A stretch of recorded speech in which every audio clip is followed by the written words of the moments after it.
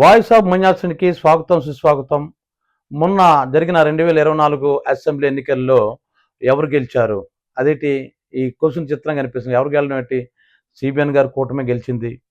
ఆయన ముఖ్యమంత్రి అయ్యారు. డిప్యూటీ సీఎంగా మరి పవన్ కళ్యాణ్ గారు ఉన్నారు. అన్నీ జరిగిన తర్వాత ఇప్పుడు ఇంకా ఎవరు గెలిచారని క్వశ్చన్ అరేజ్ అవ్వడం ఏంటి అంటే దీని వెనకతల ఒక చిన్న విషయం మీకు చెప్పాలి.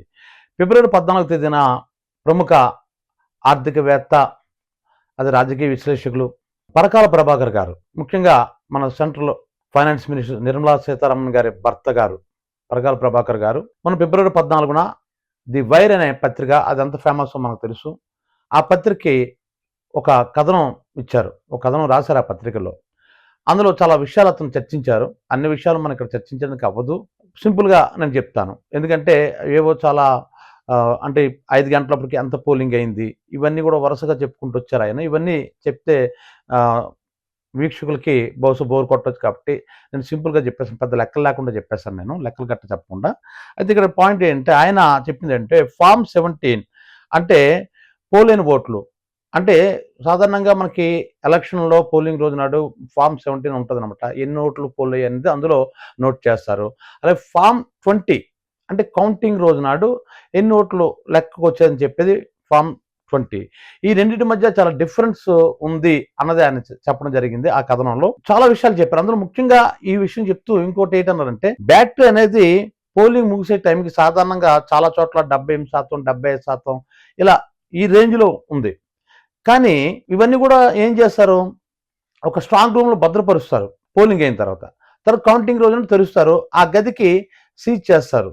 సీజ్ చేసిన తర్వాత మళ్ళీ ఓపెన్ చేస్తారు కదా. ఓపెన్ చేసేసరికి సాధారణంగా బ్యాటరీ ఛార్జింగ్ 91%, 92% కూడా ఉన్నవి.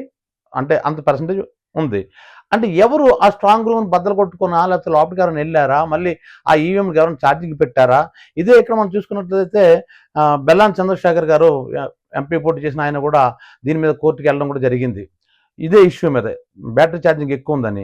బ్యాటరీ ఛార్జింగ్ తగ్గాలి కదా. ఇప్పుడు మన సెల్ ఫోన్ అయినా సరే మనం ఛార్జింగ్ పెట్టిన తర్వాత మనం కొంచెం వాడి ఒక 2-3 రోజులు మనం వదిలేసినప్పుడు కూడా బ్యాటరీ ఛార్జింగ్ తగ్గుతుంది. లేదా ఆ ఛార్జింగ్ మనం ఎక్కడైతే వదిలేసాం ఆ ఛార్జింగ్ దగ్గర ఉండొచ్చేమో కానీ పెరగదు కదా ఇప్పుడు కూడా. కానీ ఇక్కడ ఎందుకు పెరిగింది అంటే డౌట్ వచ్చింది. దాని మీద కేసు కూడా వేయటం జరిగింది. ఇది మనకు తెలిసిందే.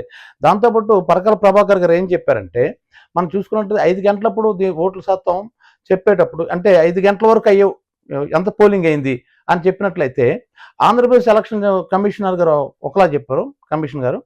అదే భారత ఎన్నికల సంఘం ఆయన ఒకలా చెప్పారు. వీళ్ళిద్దరు చెప్పిన దాని మధ్య తేడా ఉంది అని కూడా ఆయన చెప్పడం జరిగింది. అన్నిటికంటే ముఖ్యంగా ఏం చెప్పారంటే 3500 బూతుల్లో ఇంకా జనాలు ఉన్నారు అని రాత్రి 8 గంటలప్పుడు చెప్పడం జరిగింది. అక్కడ నుంచి చూసుకున్నట్లయితే ఆ 3500 బూతుల్లో రాత్రి 8 నుంచి 11 వరకు అయ్యే శాతం ఒకటి. అన్నిటికంటే ముఖ్యంగా ఇంపార్టెంట్ పాయింట్ ఏం చెప్పారంటే ఆయన 11 నుంచి రాత్రి 2 వరకు అంటే లాస్ట్ ఓటు రాత్రి 2 గంటలు పడ్డదట. ఇక్కడ ఒక విషయం ఏంటంటే కేవలం 2 గంటల 15 నిమిషాల్లో 2 గంటల 15 నిమిషాల్లో మొత్తం ఓట్లు చూసుకున్నట్లయితే 17,19,482 ఓట్లు పడ్డాయట. అంటే వాళ్ళు చెప్పిన లెక్క ప్రకారం చూసుకున్నట్లయితే 3,500 బూతులని మనం డివైడ్ చేసుకొని చూస్తే వాళ్ళు చెప్పిందంటే ప్రతి 20 సెకండ్లకు ఒక ఓటు పడుతున్నట్టు. అంటే చూడండి, ఇక్కడ మన ఆంధ్రప్రదేశ్ సంబంధించి అసెంబ్లీ ఎన్నికలయ్యే, పార్లమెంట్ ఎన్నికలయ్యాయి. అంటే ప్రతి ఓటర్ 2 ఓట్లు వేయాలి. ఇప్పుడు ఓటు వేయడానికి వెళ్ళినప్పుడు ఏం చేస్తారు, మొట్టమొదట మనకి ఓటు స్లిప్ ఏదైతే ఉంటుందో చూపిస్తాం, దాని లేదంటే ఒక ఆధార్ కార్డు చూపించమంటారు, ఇవన్నీ ఉంటాయి కదా. ఇది ఒకసారి వెరిఫై అవుతుంది. వెరిఫై అయిన తర్వాత మన చేత వేలిముద్ర తీసుకుంటాడు. తీసుకున్న తర్వాత ఇంకో చుక్క వేస్తారు. ఇంకో చుక్క వేసిన తర్వాత మన అక్కడ మిషన్ దగ్గర పంపిస్తారు, ఈవీఎం మిషన్ దగ్గరికి పంపించిన తర్వాత మనం ఓటు వేసిన తర్వాత ఆ వీవీప్యాట్లోంచి ఆ స్లిప్ రావడానికి మళ్ళీ 14 సెకండ్లు పడుతుంది. అంటే వీవీప్యాట్ అంటే మనం కన్ఫర్మ్, మనం ఫలానా గుర్తుకు ఓటేసాం, ఆ వీవీప్యాట్లో మనం చూసుకుని కన్ఫర్మ్ అయ్యి ఆ స్లిప్ తెగి కింద పడడానికి 14 సెకండ్లు పడుతుంది. కానీ అంతేకాకుండా ఇక్కడ ఓటు వేసిన తర్వాత మళ్ళీ మనం ఎంపీ ఓటు కూడా వేయాలి కదా. సరే, ఎంపీ ఓటు అయిన తర్వాత ఎమ్మెల్యే ఓటు వేయాలి, మొత్తం మీద మనం 2 ఓట్లు వేయాలి. అంటే ఇక్కడ 14 సెకండ్లు, ఇక్కడ 14 సెకండ్లు కేవలం ఈ వీవీప్యాట్ నుంచి స్లిప్ రావడానికి. అంటే ఇక్కడికే మనకి 28 సెకండ్లు పడుతుంది. మరి ఇంకూ సిరా చుక్కేస్తాడు, మనం సంతకం పెట్టాలి, వెరిఫికేషన్ జరుగుతుంది, దీనికి ఎంతసేపు పడుతుంది. కానీ వీళ్ళు చెప్పిన దాని ప్రకారం అయితే ప్రతి 20 సెకండ్లో ఈ ఓట్లు పడిపోతున్నట్టు చూపించారు. కాబట్టి ఇది ఆయన పాయింట్అవుట్ చేశారన్నమాట. 20 సెకండ్లు ఎలాగేసేస్తాడు, ఒక మనిషి 2 ఓట్లు ఎలాగేయగలడు అన్నది ఈయన పాయింట్. అందుకే మీకు అంటే సాధారణంగా ఏంటంటే ఓడిపోయి ఉండడం, ఇప్పుడు ఇదే మాట ఏ జగన్ వైసీపీ వాళ్ళు చెప్తే నమ్మవలసిన అవసరం లేదు. ఇక్కడ చెప్తుంది ఇతను ఒక క్రెడిబిలిటీ ఉన్నటువంటి వ్యక్తి, దట్టు ఇతను కేంద్ర మంత్రి, ఆర్థిక శాఖ మంత్రి భర్త ఈ ప్రభాకర్ గారు. సో ఒక మేధావర్గానికి చెందిన వ్యక్తి, ఇతను ప్రతిదీ లెక్కలతో పాటు చూపించాడు. మనం చూసుకున్నట్లయితే చూడండి, మరి హిందూపూర్ నియోజకవర్గం అనుకుంటాను, ఒక వార్డులో కేవలం ఒకే ఒక ఓటు పడింది, ఒకే ఒక ఓటు పడింది. ఆ వార్డు కౌన్సిలర్ ఎవరు ఉన్నారంటే మళ్ళీ వైసీపీ వాడు ఉన్నాడు, వైసీపీ కౌన్సిలర్ ఉన్నాడు అక్కడ. మరి ఒక్క ఓటు పట్టడం పెట్టింది. అప్పుడు చాలామంది డౌట్ వచ్చింది. అతను కూడా అదే అన్నాడు, నా ఇంట్లో ఇంతమంది ఉన్నారు కదా, మరి ఒక్క ఓటు పట్టడం పెట్టింది. అప్పుడు మీకు డౌట్ రావచ్చు. నిన్న హైదరాబాదు స్థానిక ఎన్నికల్లో కూడా జనసేన అభ్యర్థికి 2 ఓట్లు వచ్చాయి. 2 ఓట్లు అతనైతే అభ్యర్థం చేశాడంటే, మా ఇంట్లో 6 ఓట్లు ఉన్నాయి కదా, నాకు 2 ఓట్లు ఎలాగ వచ్చాయి, నాకు 6 ఓట్లు రావాలి కదని చెప్పేసి మళ్ళీ రీకౌంట్ చేయించాడు. రీకౌంట్ చేసి చిత్రం గీసారంటే ఒక్కోటే వచ్చింది.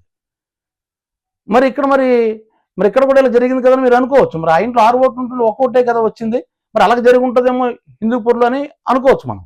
కానీ ఇక్కడ పాయింట్ ఏంటంటే ఇది బ్యాలెట్ పేపర్ మీద జరిగింది, ఇవి ఈవీఎం మీద జరిగాయి. అప్పుడు 2024 ఎలక్షన్ బ్యాలెట్ పేపర్ మీద ఓటు వేసినప్పుడు ఏం చేస్తుంటే మనం ముద్ర వేసేటప్పుడు 2 గుర్తులు ఉన్నాయనుకోండి, సగం అంటే ముద్ర సరిగ్గా పడలేదు అనుకోండి, ఆ గుర్తు వైపు కొద్దిగా వెళ్ళింది అనుకోండి, అప్పుడు ఏం చేస్తారంటే స్కేల్ పెట్టి కొలుస్తారు ఎటువైపు అది ఎక్కువగా వచ్చిందని. కొన్ని వ్యాలిడ్ కానీ ఓట్లుగా మారిపోతాయి, కొన్ని అటు ఇటు కాకుండా వేసేస్తాయి. సో ఇటువంటి ప్రాబ్లమ్స్ బ్యాలెట్ పేపర్ మీద జరుగుతాయి, కానీ ఈవీఎంలు ఎందుకు జరుగుతాయి? సో ఇవన్నీ కూడా ఆయన చాలా పాయింట్లు ఆయన అడగడం జరిగింది, ఆ కథనం రాయడం జరిగింది. సో ఇవన్నీ చూస్తున్నట్లయితే ఇది నిజమేమో అని అనిపిస్తుంది. ఇంకా దీని మీద ఆయన ఇంకా పోరాటం చేస్తానని అంటున్నాడు. మరి రాహుల్ గాంధీ కూడా దీని మీద ఒక పోరాటం చేస్తూనే ఉన్నాడు, ఆయన కూడా చాలా సాక్ష్యాలు చూపిస్తున్నాడు. కాబట్టి ఇదేం జరిగింది అనేది ప్రజలకు తెలియదు, లేదంటే ఎన్నికల వ్యవస్థ మీద మనకు నమ్మకం కోల్పోతాం మనం. ఈ వీడియో మీకు నచ్చినట్లయితే వాయిస్ ఆఫ్ మన్యాసన్కి లైక్ చేయండి, షేర్ చేయండి, సబ్స్క్రైబ్ చేయండి.